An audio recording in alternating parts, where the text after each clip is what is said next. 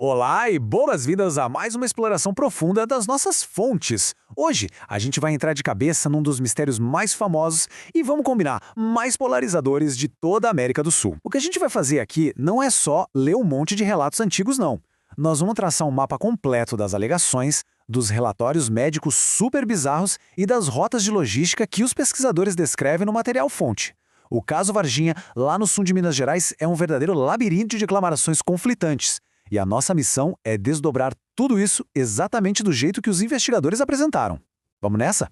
Para entender o tamanho e o fascínio que ainda cercam esse caso, a gente precisa olhar para esse número aí. 1 milhão. Pois é, o cineasta James Fox colocou na mesa uma recompensa de R$ 1 milhão para quem apresentar uma prova visual concreta e irrefutável da tal criatura de Varginha. E o que é realmente interessante sobre essa grana toda é o que ela representa no fundo. Afinal, depois de décadas, a busca por uma evidência definitiva em foto ou vídeo ainda é capaz de movimentar fortunas. Fica a pergunta, por que essa prova é tão indescritível e tão valiosa até hoje? Bom, o nosso roteiro de investigação hoje é direto ao ponto. 1. As alegações do incidente. 2. As capturas e a conexão com a Unicamp. 3. Aquelas mortes estranhas no zoológico. 4. O suposto envolvimento militar dos Estados Unidos. E 5. As controvérsias dos ufólogos. Parte 1. As alegações do incidente. Vamos desembalar o que os relatos dizem sobre o evento de janeiro de 1996. Logo de cara, a gente tem um choque de narrativa gigantesco. De um lado, a versão oficial frequentemente apontava para fenômenos naturais. Um asteroide, um raio cósmico ou até a colisão de neutrinos contra as montanhas. Mas do outro lado, segundo o material pesquisado, os ufólogos batem o pé e afirmam que a história é completamente diferente. A grande alegação é que uma nave avariada, soltando uma fumaça branca, foi rastreada pelo NORAD, que é o Sistema de Defesa Aeroespacial norte-americano.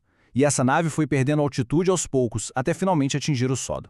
E a partir do momento dessa descida, olha o caos se instala de vez. Os relatos levantados pelos investigadores indicam que, enquanto a nave balançava e perdia altura, criaturas teriam simplesmente saltado desse veículo danificado.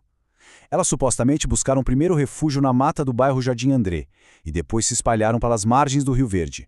As testemunhas da época descrevem uma verdadeira dispersão em massa. Tem menções absolutamente chocantes de até 10 entidades avistadas em um único pasto.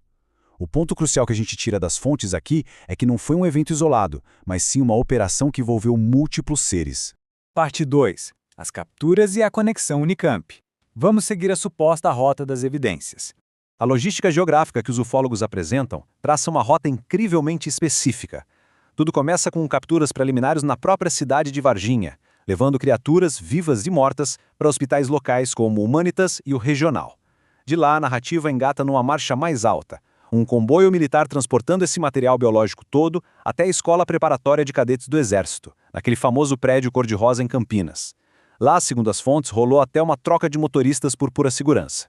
E o destino final de toda essa operação? A Unicamp, para que o material fosse entregue diretamente aos cuidados do Dr. Badam Palhares e da doutora Fátima.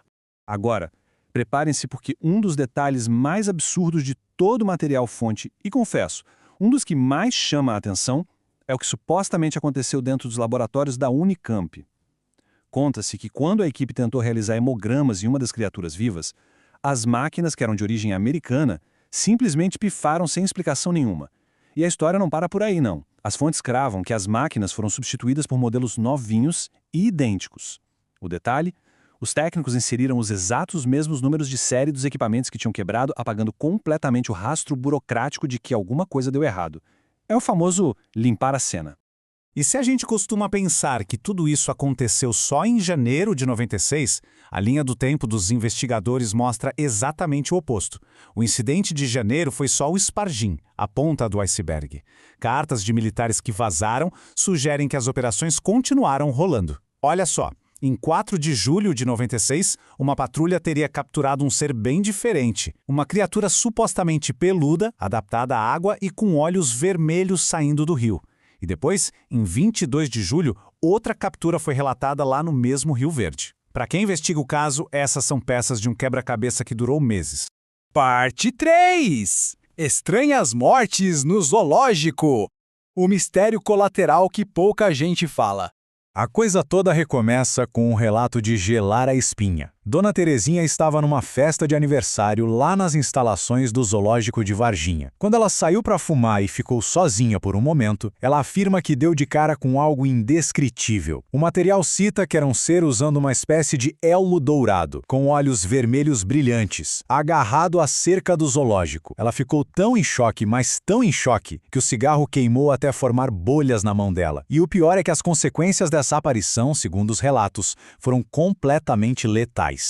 Nos dias seguintes a esse susto, animais com dietas totalmente diferentes começaram a aparecer mortos no zoológico. Uma anta, uma ararinha azul e um veado catingueiro. A direção do zoológico logo enviou as vísceras para análise lá em Belo Horizonte e os resultados deixaram todo mundo de queixo caído. Os laudos apontaram para uma intoxicação por alguma substância cáustica desconhecida. E a parte mais reveladora, as queimaduras eram de baixo para cima. Ou seja, não foi veneno na água ou na comida, foi absorção cutânea. Como se aqueles animais tivessem encostado acidentalmente em alguma substância mortal que deixaram ali pelo chão do ambiente. E é aqui que a gente esbarra num paralelo sombrio traçado pelos investigadores. De um lado, temos animais perfeitamente saudáveis que morreram por uma misteriosa absorção cutânea.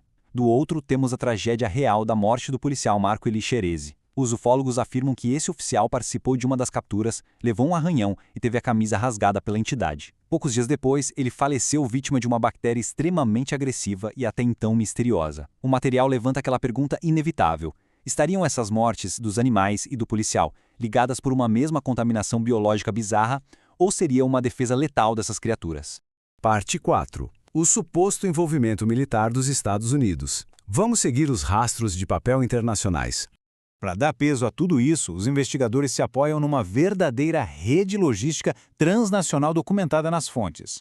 A primeira evidência forte alegada é o pouso de um cargueiro gigantesco, um C-17 da Força Aérea Americana, lá no aeroporto de Viracopos, em Campinas. Além disso, as fontes mostram documentos liberados pelo próprio governo americano através da Lei de Liberdade de Informação, a FOIA. São aerogramas da embaixada que supostamente rastreavam todo o movimento de materiais anômalos. O caminho das pedras, segundo essas fontes, era claro. O material saía de laboratórios brasileiros e ia direto para as mãos da NASA. E dentro dessa rota internacional toda, tem uma cidade brasileira que ganha um destaque enorme, São José dos Campos. O material fonte costuma dizer que a Unicamp foi a Área 51 biológica do Brasil na época, mas São José dos Campos é tratada como a verdadeira Área 51 tecnológica. A alegação é que qualquer destroço, fragmento ou peça do que quer que tenha caído do céu foi despachado para lá. E a partir desse nosso polo aeroespacial, a transferência acontecia debaixo dos panos, através de acordos internacionais, direto para instalações do governo dos Estados Unidos. Parte 5. Controvérsias ufológicas.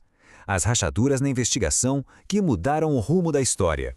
A gente precisa focar muito nesse número 4. Ele representa 4 horas completamente cruciais para essa história toda. Os investigadores detalham que o grupo original que cuidava do caso, com nomes pesados como Vitúrio Pacatini e o Birajara Franco Rodrigues, foi submetido a inquéritos policiais militares pesadíssimos. E a grande discrepância denunciada é a seguinte: os ufólogos passaram 4 horas seguidas sendo interrogados e sofrendo pressão de todos os lados. Mas, na hora de olhar o depoimento oficial que foi datilografado e arquivado, ele correspondia a míseros 15 minutos de conversa. A pergunta que fica martelando é: o que aconteceu e o que foi dito durante as outras 3 horas e 45 minutos de pura pressão a portas fechadas? Bom, as consequências de toda essa suposta pressão parecem ter sido implacáveis. O investigador principal, o Birajara Franco Rodrigues, que no começo era um dos maiores defensores da tese de captura extraterrestre, deu um giro de 180 graus na postura dele. Ele simplesmente recuou publicamente de todas as suas alegações. O cara chegou ao ponto de escrever um livro chamado Desconstruindo um Mito, justamente para invalidar o que ele mesmo dizia antes. E claro, o material que a gente está analisando sugere fortemente que essa mudança radical não teve nada de natural, mas foi sim o resultado de uma pressão institucional esmagadora rolando nos bastidores. No fim das contas, o caso Varginha se revela como um tecido extremamente complexo. É uma mistura de testemunhos militares silenciados, mortes biológicas atípicas, movimentações internacionais de alto nível e retratações que parecem forçadas. E isso nos deixa com uma provocação final. Será que a verdade sobre Varginha repousa mesmo em visitantes de outro mundo, em anomalias biológicas que a gente ainda não entende, ou é tudo apenas um nevoeiro denso e impenetrável do mito, do medo e do segredo? A resposta definitiva... Bem, a resposta continua valendo aquele milhão. Muito obrigado por acompanhar essa análise e até a próxima exploração das nossas fontes.